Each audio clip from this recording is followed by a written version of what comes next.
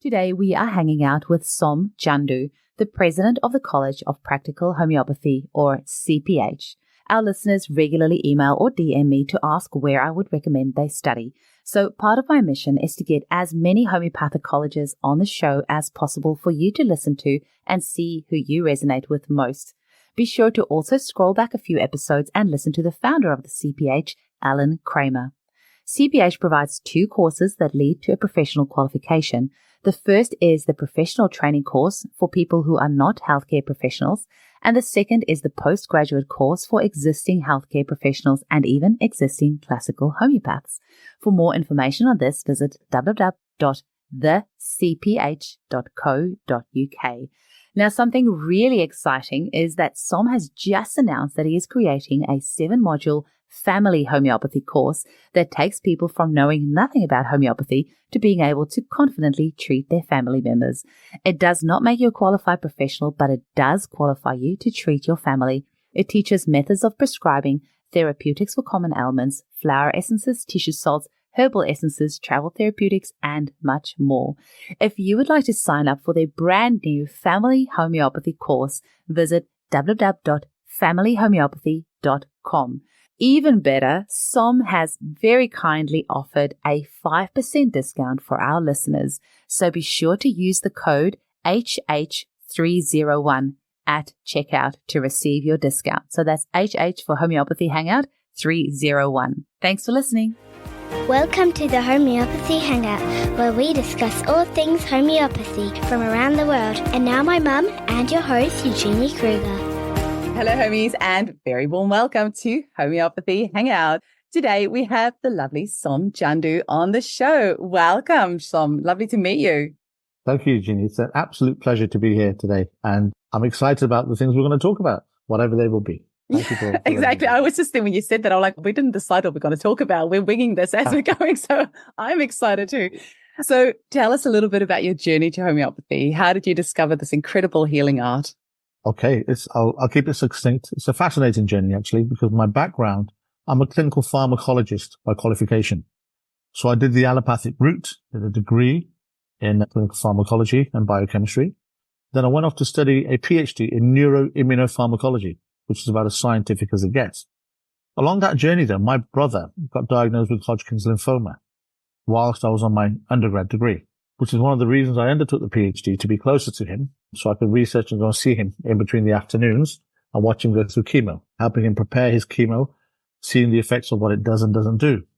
And after 3 or 4 rounds of chemo, a couple of rounds of radiation, and even a bone marrow transplant from myself to him, we lost him a few years later.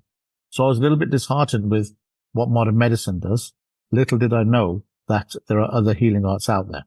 Being Indian as a background, my parents are from India. Ayurveda, natural herbs in the kitchen cupboard, cures, as we call them, are rife. So we all grew up with these things: take clove for a toothache, fennel for stomachache, etc.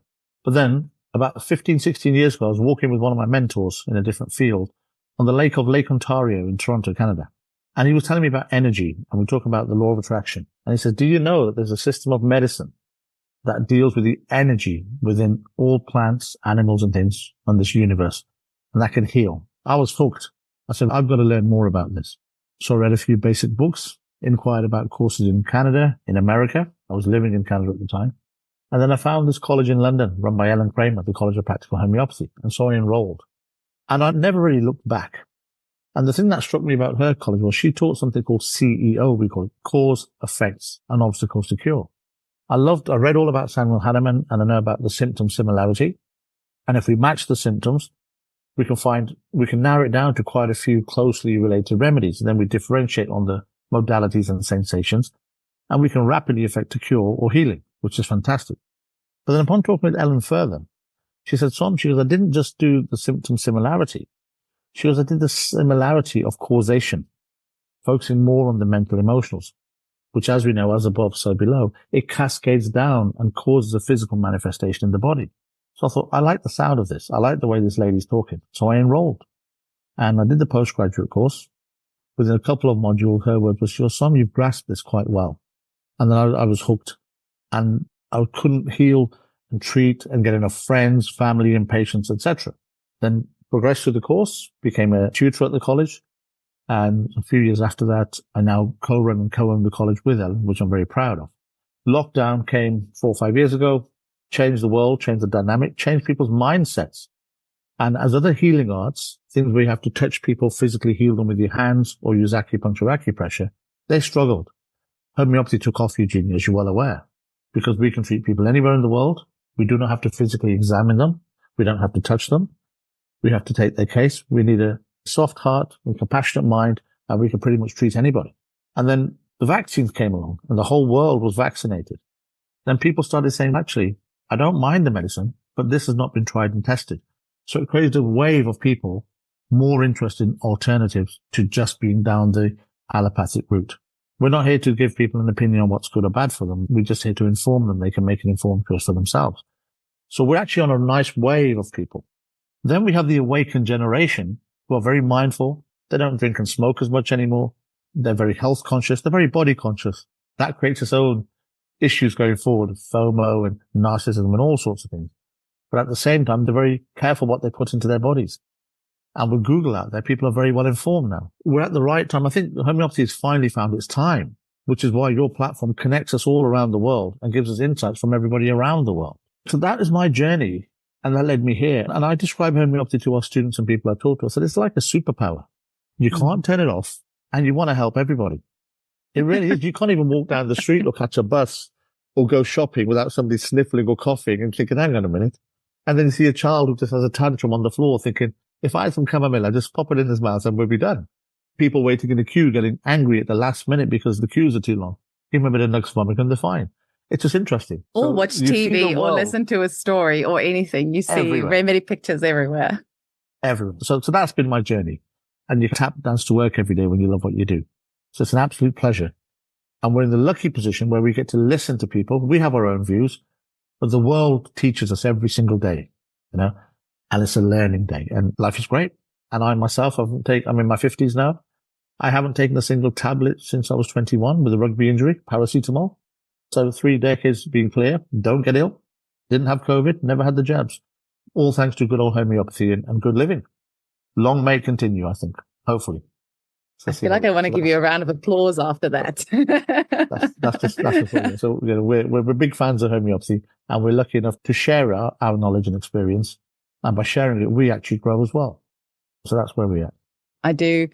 I feel so grateful listening to my clients' stories every single day. Like every now and again, one of them will say something and I'm like, how did she know that I'm going through this right this moment? And like, what's going on? Like they're our mirrors and they reflect things back to us. And it's just incredible hearing the stories of the human spirit and the things that some of our clients have gone through in their lives. And it's unbelievable. It makes you really grateful to have what you have and to be able to help somebody else. It's really incredible. Yeah, I love that because we often say that. We say our patients, our clients are here to teach us. They teach us. They're the healer.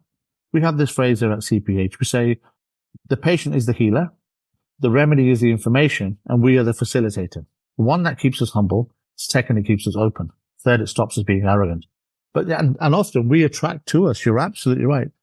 Patients with conditions that we are thinking about, manifest, or sometimes by healing them, we heal parts of us that we weren't even aware needed healing. I've had so many students who have undergone some kind of trauma in their lives, whether it be a death or grief or abuse, and the very clients they attract are facing the same issues. So we have this other phrase. We say, don't just go through any course that you study in the world, grow through the course. And you're right. Life is a mirror. We will draw and attract people, circumstances, and events that help us heal and become better in ourselves. And there's a great sense of gratification when we draw them. We feel their pain, but then we have to remain objective as well. That's the challenge, as Hahnemann says, remain the objective observer at all times. But then we go back and reflect. And one of those sentences, when I started my practice before being a tutor here at CPH, I used to say to my clients and patients, in the UK, we can call them patients sometimes. I used to say, you sit with the consultation with me for maybe an hour. Then you go about your day. After that hour, I'm reflecting. I'm carrying you with me in my mind. I'm researching. I'm reading. I'm repertorizing. So after you leave my office, my homeopath's place, my work for you begins. That's the effort we put into you. And that's how personal we take this one-to-one interaction with you. And they like that. And oftentimes, even just consulting, they'll say, no one's ever listened to me in this way. And there's a phrase that I think I had from one of your podcasts, I don't remember which one particularly, around 70, I think it was. He said, the homeopath's place is one of the safest places where somebody can be totally open. They're not judged. There's not a family member who's going to judge them, or even after they leave our office, that stays with us. We're not going to interact with them socially or physically or think, well, actually, now I know this about your partner, your spouse, and your parents. So there's no judgment whatsoever. They can be totally open. It really is an amazing place. But there you go. That's pretty cool. We really have the best jobs in the world. I'm just so grateful whenever people like you with a scientific background comes into homeopathy. We're so lucky to have you on our team because you guys think in a different way. But also I love it that scientists and like really critical thinkers somehow find homeopathy very logical. Like once they, instead of just the propaganda that they get fed, once they actually go and study it, they're like, oh, this makes complete sense. I love the way you said that, Eugene, because people often draw and ask me questions based on my science. And I said, some of the best homeopaths don't need the science because then your mind isn't clouded. It's not skeptical. It's not looking for proof. Let's try and, if we can, quickly not dispel a few myths, but let's talk about some common phrases that we hear in the world. Okay. One of them is it's a placebo effect. Scientists will say there's nothing there. We can't measure it. Sometimes I answer back and say, perhaps you don't have the tools able to measure what's in there. Dogs can hear a dog whistle. We cannot. They can hear it. It exists. I can go out on a lovely sunny day, get some vitamin D in my body through the sun's rays. This is energetic information, energy.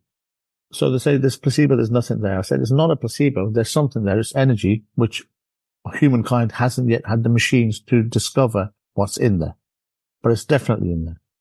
If it is a placebo effect, then they'll tell us patients can get better by thinking themselves better. It's a placebo effect.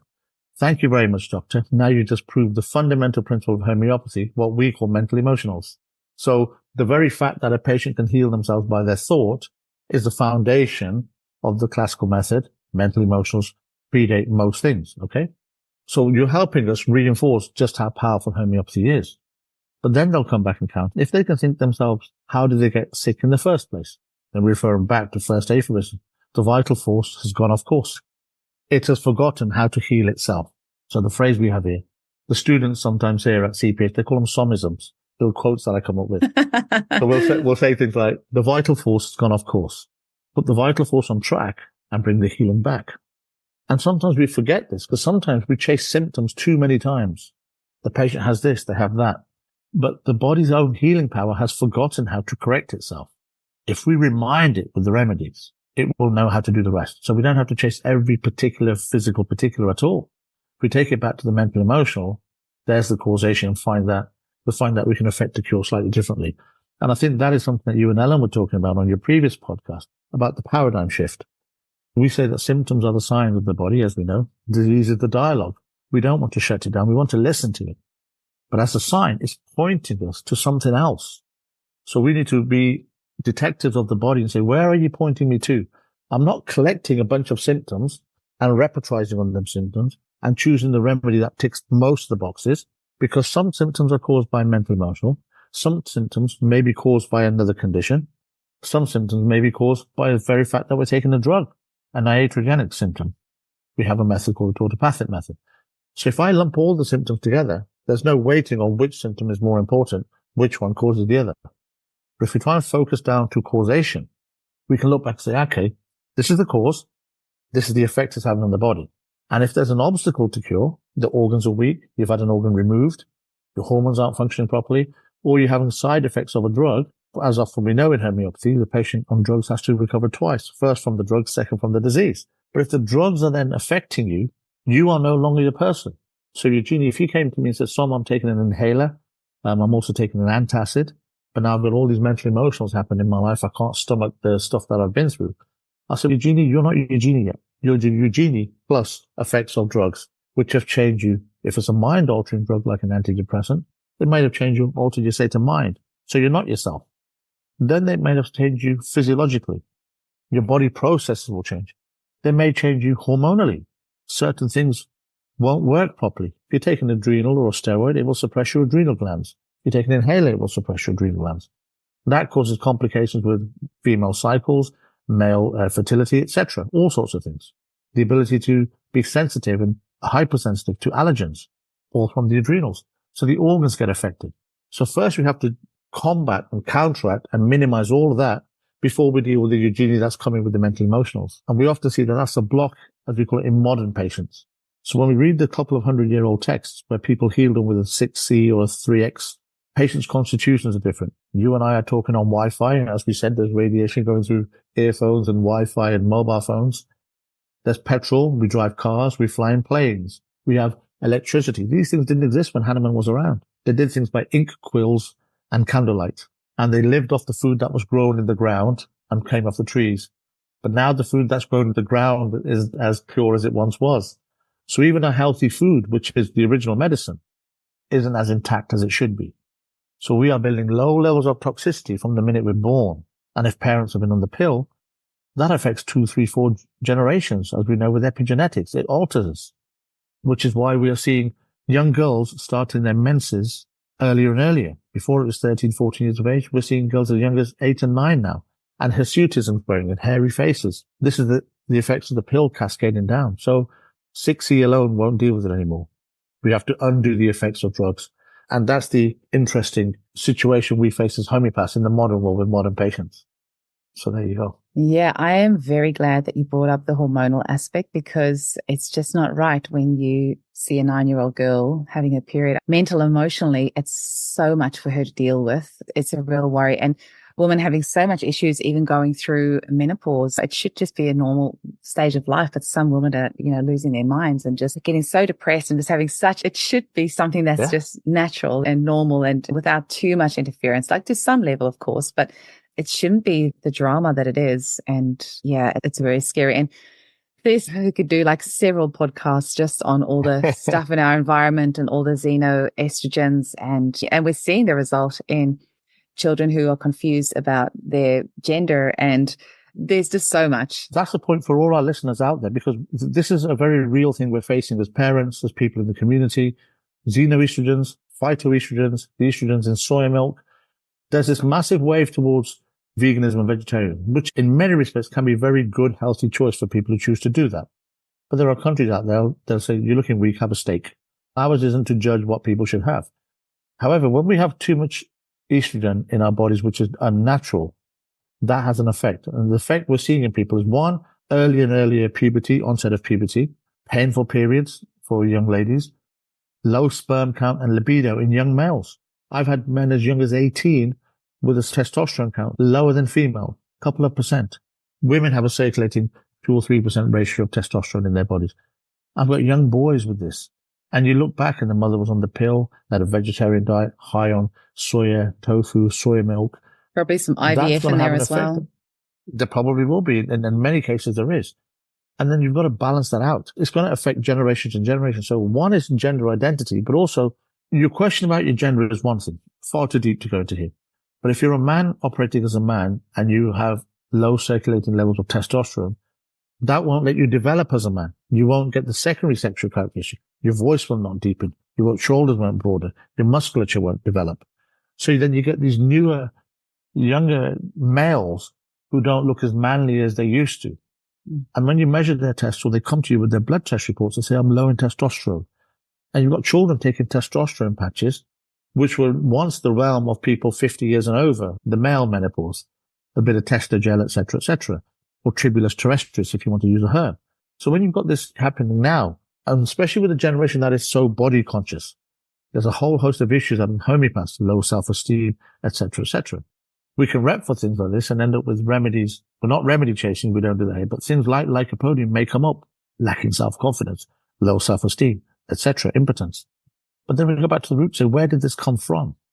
If it makes you question yourself, if your body cannot develop the way it needs to develop naturally, because you're flooding it with hormones, that's interesting. And I'm going to share a quote that Ellen and I did on a clinic a few weeks ago with our students.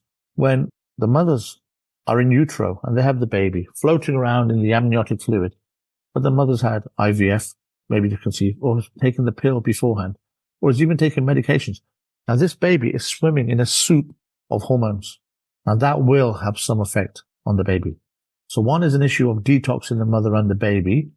No fault of the babies, but it's been, the parents are the manufacturing plant, the baby is the product. So we have to detox that.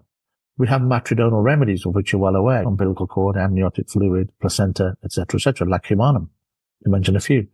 But if there's toxicity there, which is being infused in this little baby, this baby is now being full of hormones and toxicity. They're going to be born and come into the world with a liver that's overburdened because it's not yet used to metabolizing the drugs that are in the body. When the liver is overburdened, it can't recycle the hormones that the young female baby will need. That can lead to all sorts of issues. If the liver's toxic, it can lead to skin issues anyway. Skin is governed by the lungs in 5 elements. But it will have a throwback. But it also affects the kidneys and the utilization of the female hormones. So when your baby is born toxic and they manifest with all these illnesses, we have to go back to the parents and take their history more than treating the symptoms of a baby. It's crazy. And the parents say, oh, yes, I did do this. By the way, my mother did this. I took a case 2 weeks ago. We had to go back 4 generations. We had a 16-year-old girl whose mother, grandmother, and great-grandmother were all on the pill. She started the periods at 8 years of age. Wow. And now she's 10. She's got excessive hair and she's paranoid of going to school. And imagine the impact on a young girl at that age, especially with body image and body shaming so rife in the world. So they're on a detox program of detoxing the effects of a pill in a girl who's confused, scared, worried, thinking, am I normal? And these are the patients that we deal with in the world these days. Brings its own interesting challenges. Yeah, and there's so many things these days, which I always say just because it's common doesn't mean it's normal. There's a lot of very common things these days that are accepted as normal, but it's not. And we always have to, we live in such an artificial world. We always have to take ourselves back to, okay, what is normal? What should we look like?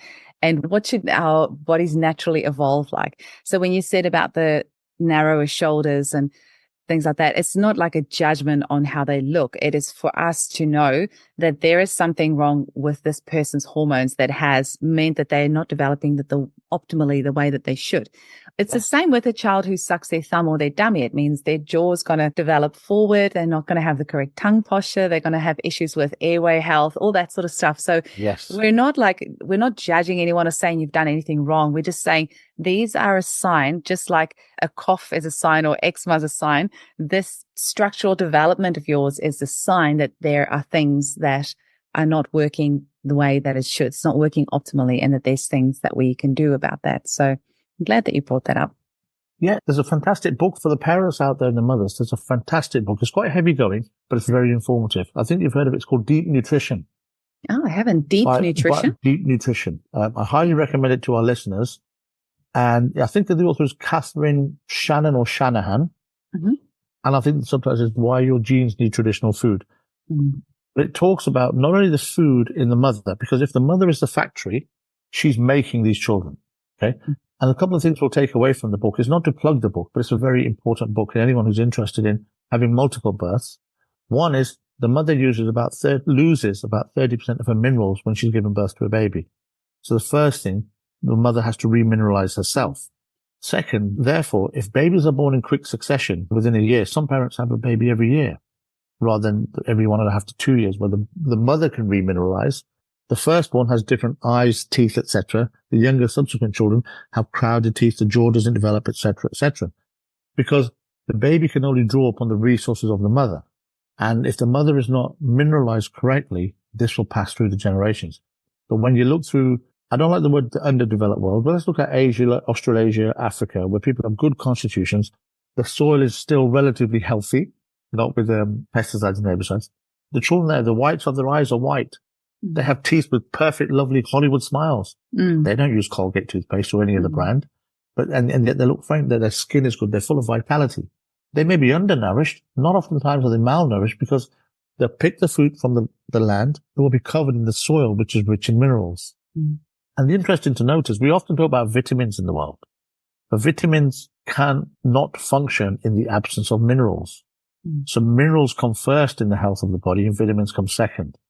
And isn't it interesting that soil does not contain any vitamins? It only contains minerals, unless it's been fortified by the agricultural industry. So we need minerals first. And when the plants absorb that through the process of photosynthesis, they then create the vitamins within them, which we then eat. Isn't that amazing to learn? I'm just The like thinking, minerals. how did I never really thought about it that way. I feel really stupid now, but yeah, you're right. I never really thought about it that way. It's minerals that's in our soil, not vitamins. So yeah. And then, Minerals, exactly. We think about this, and maybe this is the scientific or the biochemist in me. I don't want to say that because then it encourages everybody to go and chase biochemistry, which we'll circle back to about the placebo effect in a short while. But what it does tell us, we know there's probably one third of the entire materia medica is the mineral kingdom. All our kali salts, our calc salts, our natrums and our magnesiums, they're all minerals on the periodic table of elements. So when we need these as remedies, we know the body needs them minerally. Shasta did it with his tissue salts, or sometimes they call them bioplasma. So we know that we need minerals to nourish the body, both at an energetic level, at a cellular level, at an organ level, and on the human level. So books like Deep Nutrition will help us understand that. Our teeth, our jaw is all made of minerals. Then we've got the famous polycrest remedies like sulfur, phosphorus, silica that help build plants and humans. So oftentimes you go back to the very great polycrest remedies, that these are the building blocks from which all life exists and sustains itself. So when we have an approach, if I just give one remedy to a person, that might help them. But as a holistic homeopath, I think I need food with you. You might need herbs, but I need to supplement that with some tissue salts, maybe some organ support, etc. So the holistic approach is what we call a whole body system approach, rather than just a one remedy and off you go with calc carb. Calc carb is a fantastic remedy for building, but it works alongside magnesium. Nature teaches us everything we need to know in homeopathy, Eugenie. Calcium and magnesium exist in a 2-to-1 ratio in nature as in our bodies. And when we pick up natural things like almonds, they have that perfect balance of a 2-to-1 ratio. And as we say, when we try and supplement ourselves nutritionally, if I take too much of one, I create an imbalance in something else. We all know about how copper and zinc works in the body with each other. Both essentially needed. Copper helps against things like cramps. It complements magnesium very well. But zinc and selenium are needed for our antibodies, our immune system, and our thyroid glands, and our sex hormones. But if we have too much copper, it causes an imbalance in zinc, and therefore our immune system goes down. It's that delicate balance. So another H word that we often forget in homeopathy is homeostasis. The body loves to restore balance. And I'm still amazed when doctors in the world and patients say, I've had a vitamin B12 injection in my shoulder. Vitamin Bs are water soluble. Anything we don't need, we will excrete in our urine. So why am I getting an intramuscular injection as a bolus for vitamin B12? But also the B is part of a B complex. We're upsetting the balance again. So we've got to be mindful of these things. Before we just go and get a top-up shot somewhere, speak to your naturopath or homeopath and say, what should I do? What am I deficient? Why am I deficient? Where can I go? And just a word of caution to all the people who are vegans now. If you wish to take that as a choice, that's excellent. Just be mindful that your vitamin B levels are supplemented, because we see a lot of that in our vegans. They come up and they have deficiencies. They don't want to take drugs. So we said, just top it up with a daily vitamin. That's it. It's easy. Just to make sure you're well balanced. On that note, there's another observation. No, you're on a roll. Another Keep observation going. I had. Yeah. And we operate and work in England predominantly. I have a lot of people from the Indian subcontinent, India, Asia, Pakistan, etc., where I'd say about 90% are still vegetarians, right? And they're absolutely fine in India. But when they come to Canada, Australia, America, USA, Germany, Europe, they start to become deficient in vitamin D and iron. Isn't that amazing? Vitamin D, understandable, colder climates. India's got wonderful sunshine and they feel better. But the iron deficiency anemia that's prevalent, because when they come to the modern world, it's really cool and trendy to have these stainless steel and aluminium pans, non-stick. Whereas in India, they're cooking on what's called a tava, a cast iron pan. So when you're making your chapatis and your vegetarian food in a cast iron skillet, you're getting all the natural iron you need, but you don't even realize you're getting it. But when you come over to the Western world, and they say grandma's absolutely fine when she's back in the motherland, but every time she visits us, her anemia is rife. And the doctors give them things like ferrous sulfate, which causes horrible side effects, causes black constipation and black stools, but it's also contraindicated in people over 65 years of age because it can cause a fatal heart attack. You're like, whoa, and they're giving this to your grandmother? Just get her to get a little prep pan or something, get a cast iron pan and start your cooking back again. And before you know it, the iron's naturally balanced. Even before we take supplements like ferrophos or anything else, or phos or ferrometallicum or floridix as a herb. So sometimes we go back and understand people's habits. So it's that detective mindset to say, what's changed in your life that's made you here? That stops us chasing diagnoses, diseases, symptoms, but really understanding the patient. What do you do normally? What's changed that's made you present with this? Ask me about the 3 T's in a short while. The 3 keys. This is the cool thing with the College of Practical Homeopathy, because you guys teach all the other, because you do nutrition and flower essences and things like that as well. Yes. I really like that because it is so important. Homeopathy is amazing, but we do need to know those other bits and pieces as well. And yeah, I'm so glad you've mentioned that. I was going to ask you about iron injections, because I have had several clients who have had a never well since iron injection, several. And they just promoted as safe and nothing to worry about. But so many of them have come to me and they've just never been right since. I think the thing is, anytime we go to the allopathic world and we need to be injected, that's a bolus or it's an infusion of stuff that we don't need. Or there are instances where if we have pernicious anemia, etc., there might be that we have a need for them. But we've got to be careful with that. First, try the natural route is what we'll always say. Iron is iron. It will coagulate in your blood. You only need a certain amount of iron. You need heme along with that. You need red blood cells along with that. You need erythropoietin, which is released from the bone marrow in the cells, in your bone cells, okay? That's another protein that helps the red blood cells form and bind to iron. So people come with these injections, but then we can treat that easily, right? It depends if they're born with it. Sometimes we say we can't put in what God or the universe left out. That's one thing we have to understand our limitations. You have such good somisms. There are many. You need to put it in a book. Oh dear, So that's one of the phrases. But then we have another somism, and we say if the body can produce it, the body can reduce it. So if something has happened in your life's journey that has caused you to be a certain way, we have to determine that cause. And so we have this at CPH. We call it CEO, cause, effects, and obstacles. If you have no drugs, you're not smoking or drinking or taking recreational drugs or allopathic drugs or herbs, there are no obstacles. So, but something has caused your iron to change, shall we say. And I always ask my patients and clients, I say, please speak to me like I'm 5 years old in plain English. I might have an education in allopathic medicine, but I don't like fancy smanchy words. They confuse people. They scare parents. And doctors often say, it's a rare condition we've hardly ever seen. And they're like, oh my gosh, am I doomed? What the doctors mean is, we've not seen this, first thing, so it's rare for them. Sometimes the doctors say it's incurable. So I ask our listeners to say, when they say it's incurable, what they're saying to us, Eugenie, is they're saying, we don't have the means in our system of medicine to treat it. That's fine, doctor. There's 12 or 15 healing arts. Chiropractors use hands. Aromatherapists use oils. Acupuncturists use needles. Reflexologists use your feet. Reiki practitioners use energy. Chinese practitioners use their herb and the meridian system. Ayurvedic will use the dosas and things and the remedies there. There are so many healing arts out there. Please don't be dismayed because your doctor says they cannot cure it.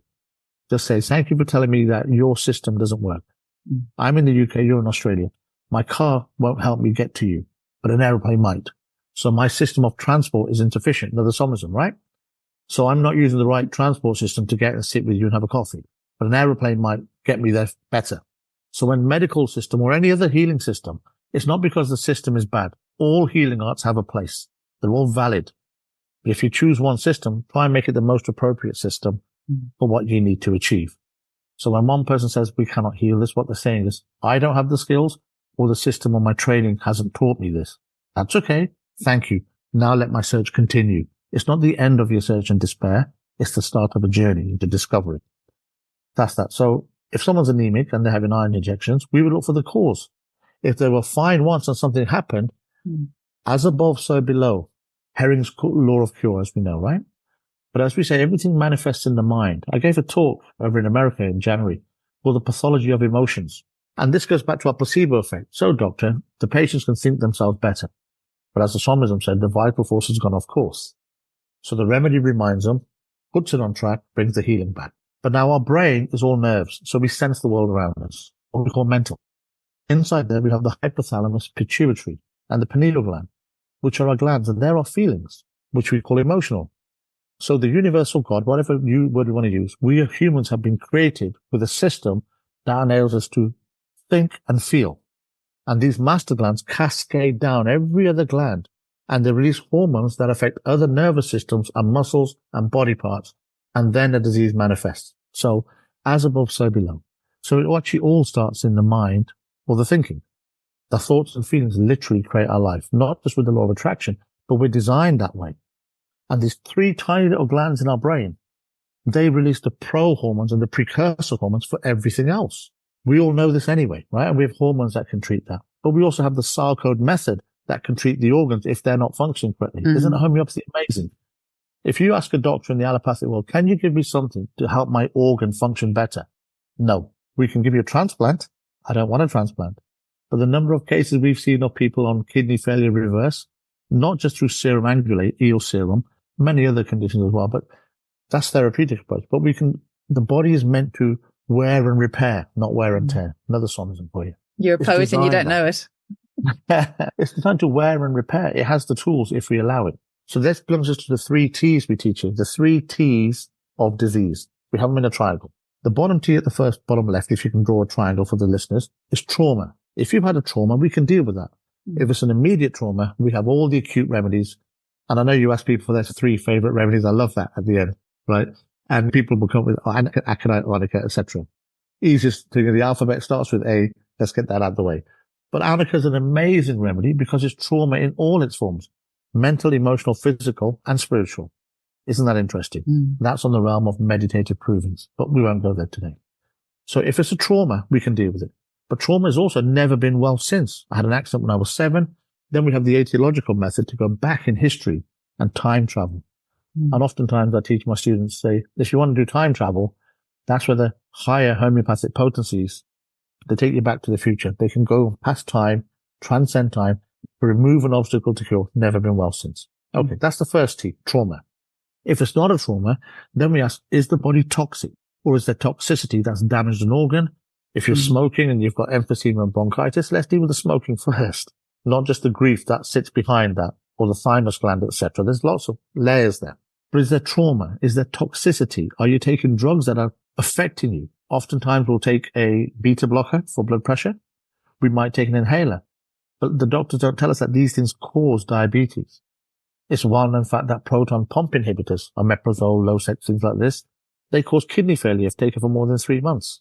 And every drug you take causes vitamin and mineral deficiencies. Actually, I wish I could get more clients to just go research the deficiency that your particular drug causes and just take that in a supplement at least. You know what, Eugenie? I love the fact you said that.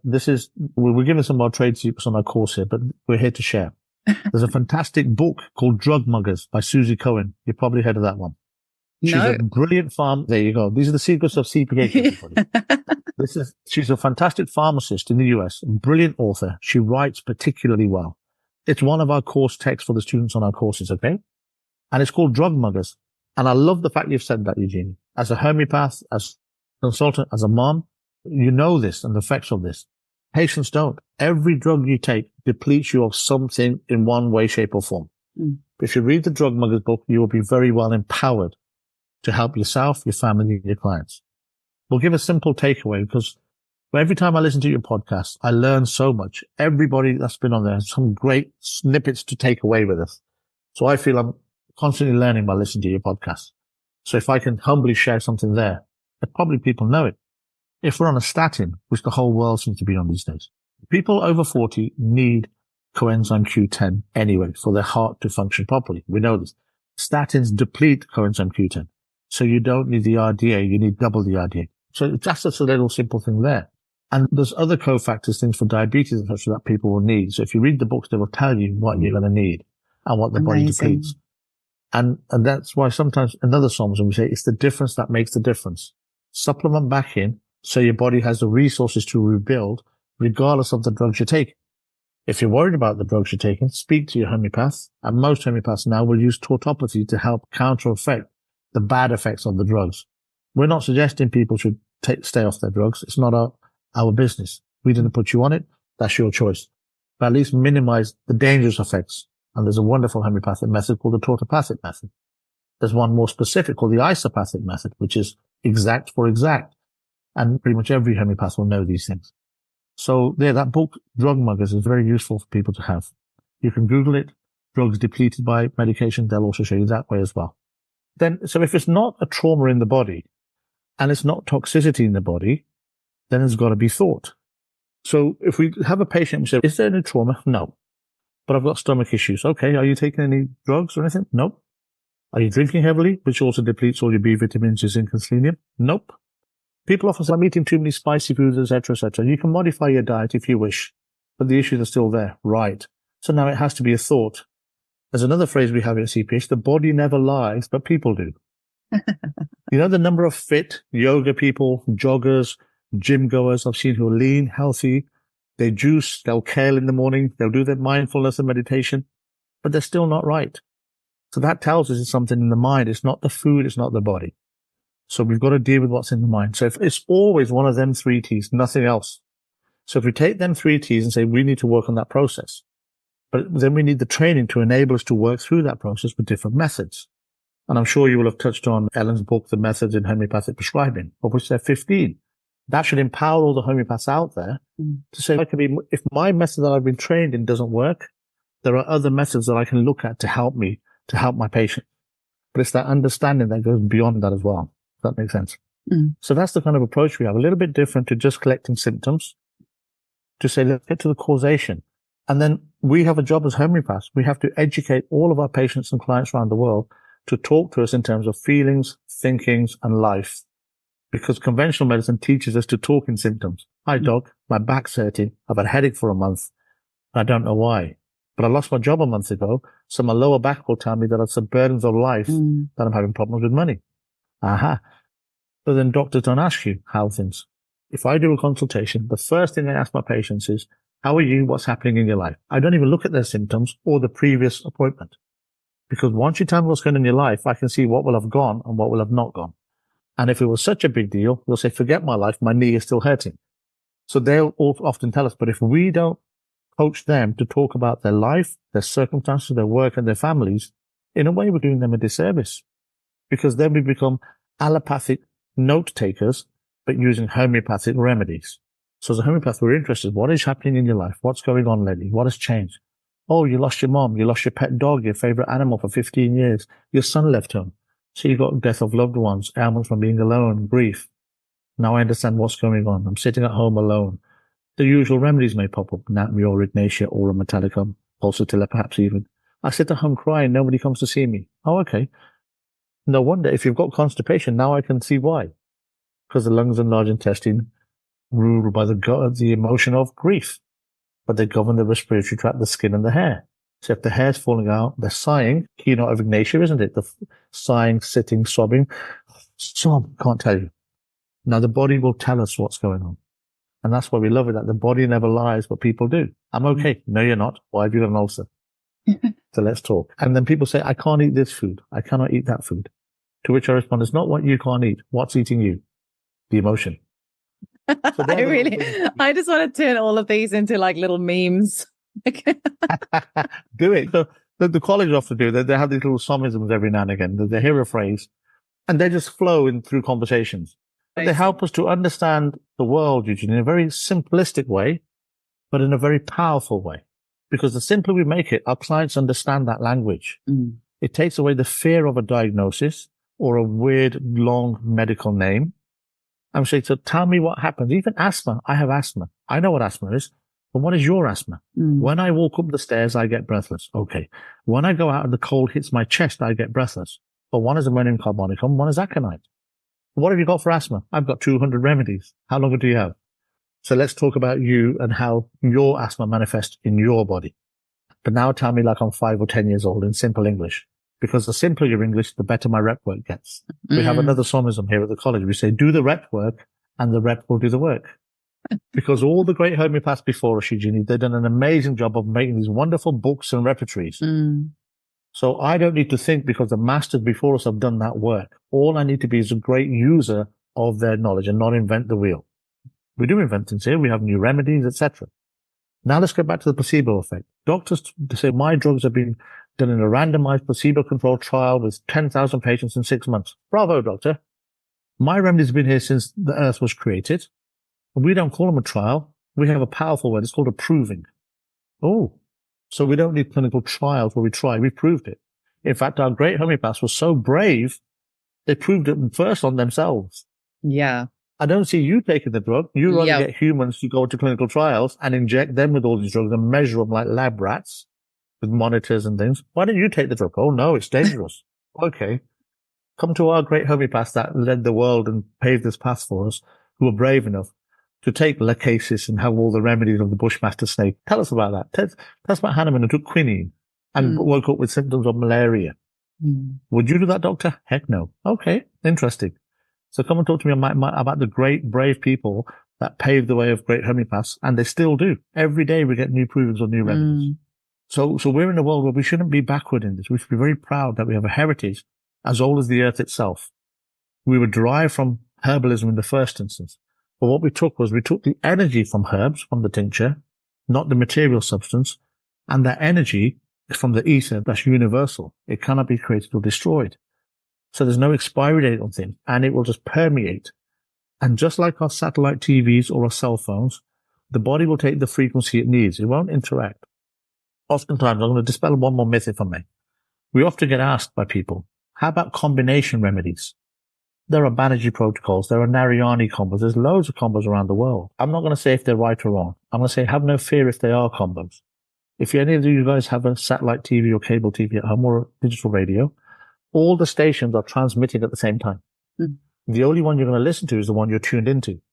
If I press BBC News, CNN in America doesn't shut down, or ESPN, right? Because they're still transmitting. They don't crash. They don't interact. And people say they've not been put together. And let me give one more insight. It's a beautiful sunny day. Light, if we put a prism, will split into the 7 colors of the rainbow, called the visible spectrum. So even the scientists tell us that there's more out there that we cannot see, the invisible spectrum. But we can see 7. But when they merge, we cannot see any of them, but they're still in there, aren't they? So we have the light, it's a bright sunny day, clear light. When it rains, we see the 7 colors of the rainbow. They exist within the light, but we cannot see them. But when we split the light, we can see them. So when people say if you merge the remedies, they interact and affect one another. Red, orange, yellow, green, blue, indigo, violet don't interact with each other. They merge into one, but they're still there. This is profound. It's very deep. It is profound. Like I am literally very profound. Yes. Mind-blowing. The mind-blowing emoji is like going off. Yeah. and this is the way we teach it here at CPH. You've got the light. And then a physicist, a quantum physicist will say, okay, Som, I understand quantum energy. Great. But I still don't believe in homeopathy. Okay. The quantum physicist will understand light. Then I'll tell him, can you capture red, orange, and yellow and put them in 3 different bottles for me from light? No? Okay. But guess what? My homeopathy can give you aconite, belladonna, and chamomile in 3 different bottles. So come back to me when you can talk to me at my level. I can't understand how homeopathy works, but I can explain it with basic science that everybody will understand and think, oh my goodness, right? So I hope the listeners listen to that bit again, so don't be afraid of combination remedies in that respect, because the universe and the world already has that with us. If I can, let me do one more example, which I love. Science tells us positive and negative, electromagnetic force. We say like cures like. Science tells us that opposites attract and like repels. Electromagnetic. If you've got positive and negative, they attract. If you're positive to positive, they repel. That is cures the positive. If we put the same remedy, it knocks out that disease, is the thinking, right? But now, if they tell us about atoms and molecules, inside an atom, there are protons, all positively charged, stuck together, with a negatively charged electron whizzing around. Shouldn't that electronic that's negative be attracted to the protons that are positive? And shouldn't the protons that are positive be repelling each other? So the electromagnetic force, which we all learn at high school science, either it's wrong or there's a force more powerful than the positive and negative force. And they know about that. It's called the strong force, funnily enough, in physics. We use that. That is what homeopathy is. It's a force that's stronger than the logical positive negative that can counter-explain why positively charged protons stay together in a nucleus and don't repel, and why the electronically charged electron can whiz around and not be stuck to the protons. Science teaches us one more thing. All the planets go in an orbit, but the orbit isn't circular. It's elliptical. So at one point, that planet is closer to the sun than at another point. If it's closer, why doesn't it burn? If it's further, why doesn't it go out of orbit? So see this universal force that's in the universe, the ether. That is what homeopathy actually is. It's tapping into that which is contained in every plant, animal, mineral, and substance. Therefore, don't be scared that you're taking a snake remedy. You're not going to turn into a snake. Don't be afraid if you're taking a female remedy. People say sepia is a female remedy. It's from an animal in the ocean, cuttlefish, right? So you're not going to turn into a female. There's no male or female remedies. They're just energy derived from a male, a female, a plant, or an animal. But it's that energy that pervades all physical matter that we tap into by succussing that has effects that we are still discovering 200-300 years later. So hopefully this little about 5 minutes of this, that people replay that again, it's quite profound. It's so profound. It's literally the best explanation I've ever heard of what homeopathy is. That is mind-blowing. Mind-blowing. There you go. We should talk about that further, I think. And that's the kind of way we try and explain homeopathy here at CPH, to say, be fearless prescribers. Don't be afraid of the naysayers. If they do, come to me. Together we'll work through a response and an answer. If that doesn't work, you have a history in rugby. He'll tackle them. I like it. There you go. Well, we can tackle it. I like that. So we'll use that as a metaphor. We can tackle any issues that come together with our combined knowledge and practice as homeopaths, adding a little bit of basic sprinkling of science, a lot of logic, and hundreds of years and thousands of years of our combined experience. All of us listeners, we've got thousands of years of experience here. Because we add all of us together, that's a lot of experience with a lot of clients worldwide. Not 10,000 people on a clinical trial, hundreds of millions of people worldwide for centuries. That's what homeopathy brings to the table. So we should be proud homeopaths wherever we are on our journey of homeopathy. So they're just some of the thoughts. Hope we get a chance to speak again in the future, Eugenie. There's lots we can talk about.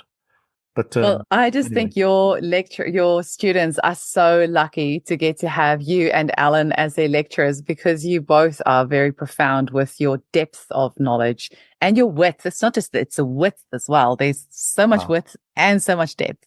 I think it's any student that's graduating from CPH is definitely, I think they would be walking out of there very confident practitioners with a lot in their toolkit.